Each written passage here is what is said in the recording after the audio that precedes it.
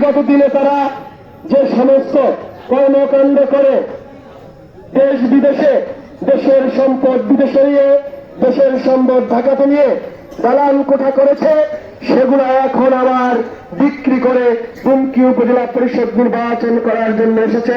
আমি ব্যর্থ কণ্ঠে বলতে চাই যে যে ব্যক্তি কোনো ধন সম্পদ করার পরে বিক্রি করে নির্বাচন করতে আসে, অবশ্যই সেটি সব উদ্দেশ্য নয়, সেটি মানুষ সবার জন্য নয়। তাই বললাম, আপনার ঘরে চোর ঢুকেছে, আপনি কিন্তু এই চোরের ফাঁদে পা দিবেন না, যেহেতু সাবধান। সম্মানিত উপস্থিতি, আমি আপনাদের সন্তান, এখানে বসে আছেন আমার পুত্র সমতুল্য চাচা, আমার শিক্ষক। দীর্ঘ 26 বছর আগে আমি তার ছাত্র ছিলাম। জীবনের তারণ্য, জীবনের যুদ্ধে পেটের ক্ষুধা, মানুষের ভালো থাকার যে আকাঙ্ক্ষা, অবশ্যই আমি সেই আকাঙ্ক্ষা নিয়ে আমি এই দুমকি উপজেলার মাটি 26 বছর আগে আমি সেই চট্টগ্রাম শহরে অবস্থান করি।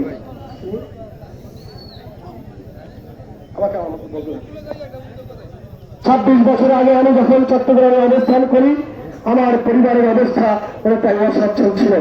দীর্ঘ 24 বছর আগে আমার পরিবারের অবস্থা একটি খারাপ হয়ে যায়।